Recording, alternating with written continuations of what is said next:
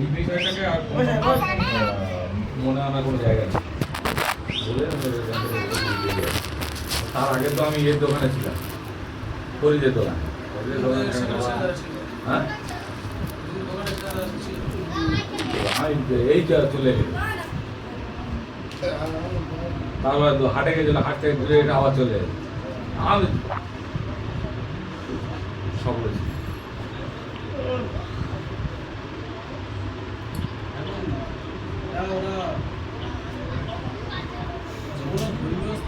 কালকের থেকে আমি তোমাকে বলার চেষ্টা করছি ওটা ঠিক করে। এটা আমি কি বলেছি ওরা ঠিক করেছে? তুই আগে সেটা বল। ওরা ঠিক করে এবং সেটা যখনই না মনে কোনো একটা জায়গায় ক্রিয়া করছে, সেই জায়গা থেকে দেখা যাবে যে তোমার বলার চেষ্টা করছে যে এটা, বা আমাদেরকে কাউকে বলার চেষ্টা করছে যে এটা কী হবে। যে ওরা যখন এলো, আমি কালকে ওদেরকে আমি বলেছি যে আমি 8:30 9টায় যাবো। তোমার বলেছি তুমি আমাদের মাইন্ড করো, তুমি অলিকে জিজ্ঞাসা করো, অলিকেও বলেছি, আমি নুনকে জিজ্ঞাসা করছিলাম, আমি বলি ওকেও বলেছি, কাউকে আসবে বলেছে, ও সেও বলছে বলে কই না আসবে শিওর, আমার কিছু বলে আমি শিওর না। ওর আমি বলেছি যে দেখো একটা সমস্যা করছে, এই ঘটনাটাকে যাই হোক না কেন সকালের বেলা আমি যাই, যেহেতু কালের লোক পুজোটা আছে সেটা একটা সমস্যা, তাহলে আমি সকালে যাই, আমি একটু বেলায় যাবো। তুই নজরুলকেও বলেছি, নজরুল বলছে দাদা আমি থাকতে পারবো না, তার কারণ হচ্ছে আমার বাজার বা রামগলপুরে বাজার, আমি তোর সঙ্গে তাহলে ওইখান থেকে দেখা করে যাবো। আমি আর তার কাছে যাইনি।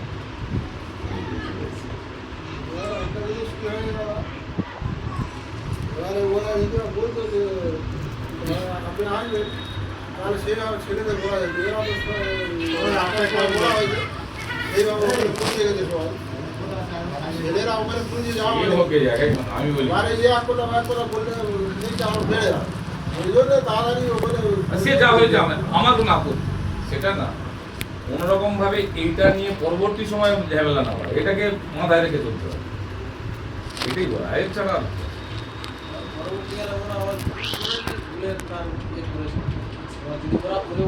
এবার বলে তোমার ওরা এটা বলে এইরকম না, রেসারেসিতে হয় কোনো একটা ঘটনা ঘটেছে সেটার জন্য আলোচনা হবে, কোনো ব্যাকেটটা এরকম কিছু না আছে। সেটা আপনারা দোকানে বলেছেন যে ওই পথে যদি রোজ নিয়ে যান তখন একটা সমস্যা ওরা আটকালে আটকাতে পারে।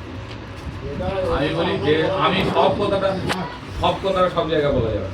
দ্বিতীয় কথা হচ্ছে আমি ওখানে দু একজন যা ছিল তাদেরকে বলছিলাম যে আজকে এই ধরনের ঘটনা ঘটছে, কালকে কিন্তু এই ধরনের ঘটনাটা চলছিল আবহমান কাল ধরে, অর্থাৎ আমরা জন্মায়নি তার আগের থেকে আমার বাপ ঠাকুরদারা ওই সিস্টেমে চলছিল, তখন কারোর সমস্যা হচ্ছিল না।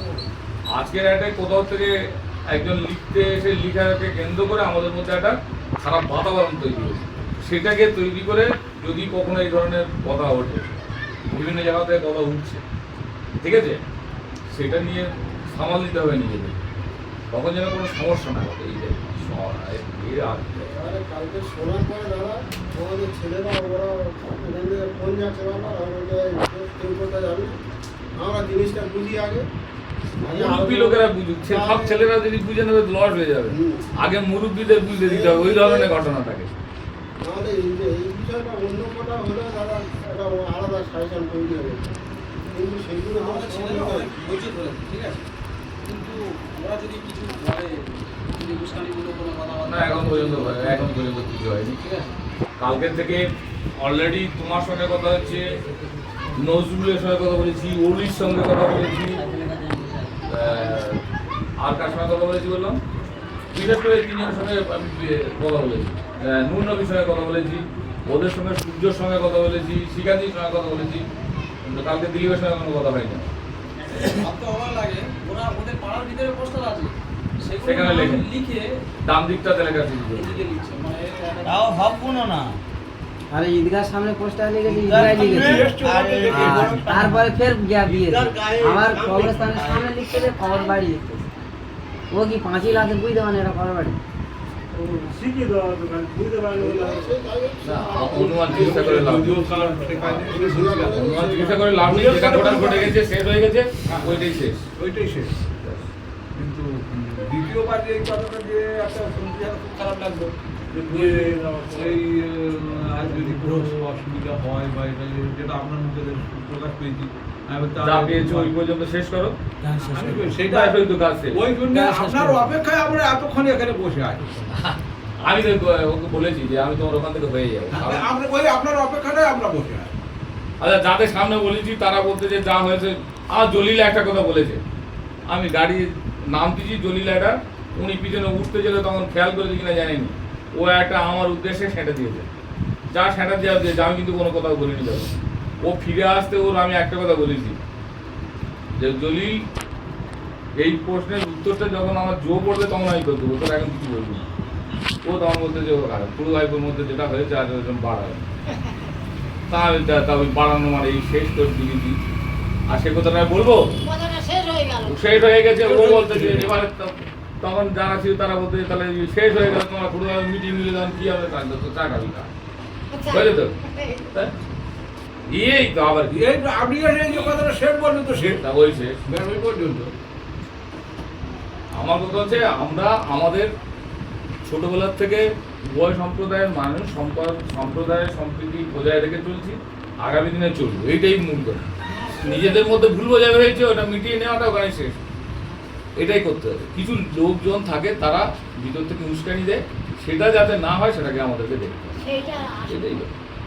শুধু এই একটা সমস্যা নয় তো, কালী মোড়ে তো অজগরে চালাতে যায় না। আপনি একটা জেলা পরিষদ মেম্বার, কাজী মোড়টা আমার, আমি প্রথম কথা বলি, জেলা পরিষদ এই না তুমি এইভাবে দেখুনি, তুমি যে জায়গার থেকে দেখছো ওখানকার কিছু লোকজন আছে, তাদের থেকে আমাদের কাছে আসলে নিশ্চয়ই ওখানে গিয়ে যাবে। তুমি আমার জিপির লোক, আমার জিপিরটাকে তুমি দেখো। আচ্ছা, এই প্রশ্ন এবার একটু হাবিব বলি। কালীর মোড়ে অজনসিয়া চলতে দেবে না, হ্যাঁ, এই প্রশ্নটা কাকে করলে তুমি?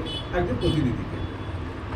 তোমার কে বাবু বলেছে, ওই প্রতিনিধিটা তোমার বলেছে তুমি কালীর মোড়ে এসে বাজার করো, তুমি ওনাকে প্রতিবাদ করো, ওনাকে প্রতিবাদ করো।